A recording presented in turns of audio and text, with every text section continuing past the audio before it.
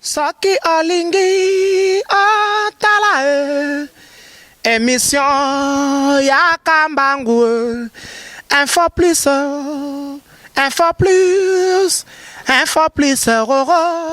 aïe aïe aïe aïe na cliquer na koti YouTube na tala info plus pona mona bansango ya miziki ya culture pea makambonya César kao info plus tala pe mona info plus otala la constitution na décret loi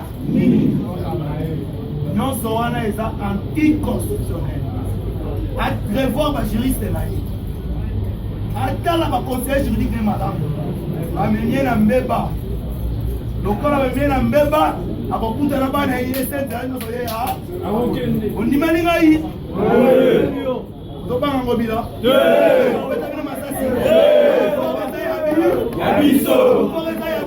ya biso nakotika bango te peuple aza kola changement ngana yo tomena tosala bamarche pamba te totika bana basi na bandako tolala libanda mpo na mboka oyo mpona tokombata kimoyili violation ya constitution ekoleka boye yango na kosenga bino bana mboka omoni basife ezopesama pamba te il faut ayoka esika afandi ke INC kolekisa eloko wana boye bakosakana na biso mokonzi ya mboka alobaki il faut adeboulonner alors biso INC tomoni moto azodeboulonner ezali ngobila eza nani ngobila ozobanga eza nani ngobila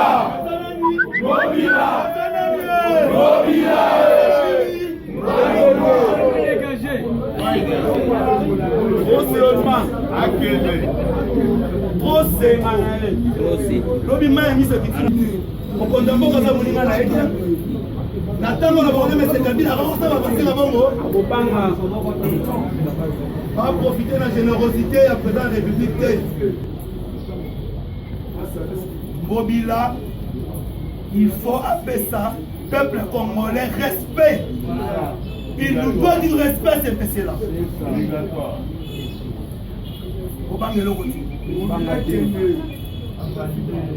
On procédure à la tête pour lancer l'action est belée. La ville de Kinshasa. Et ça va marcher le conseil des trésors. Le retard à Batamaïna, n'a pas chiri Tamaïna, il y a une tête. Dans la cause à la maison. Mais évoluer Kaboye, Otobanga,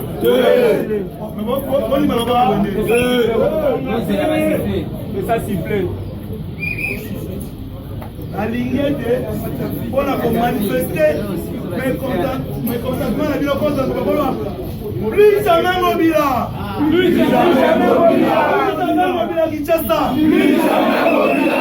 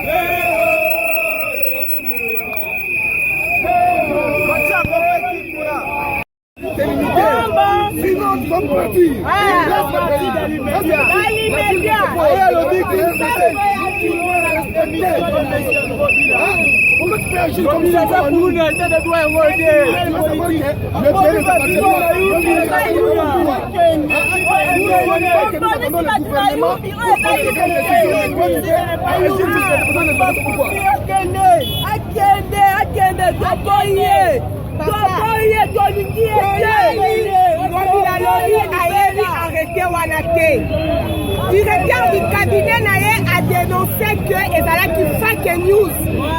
Et dans les jours suivants, Gobila confirme la même chose. Ça, c'est défier le président de la République. Que dit la loi? Que dit la Constitution? Gobila, tu dois agir de ne pas dépasser la talune de démarcation. Tu n'es pas le chef de l'État. Oh, ayebi makambo wana toyebi makambo wana te Gobila akika badésordre babourgmestre wana toyebi bango te tozorekolesa ata bango te donc toboyi babourgmestre na ye wana il doit annuler cette arrêté na yango biso base ya INC Chatini doit partir. ata akosi wanomei ide eza désordre wana baninga Kabila aotina Yumbi atiki makambo Yumbi ye na Kinshasa n'est pas Yumbi. Nous disons non, c'est trop madame.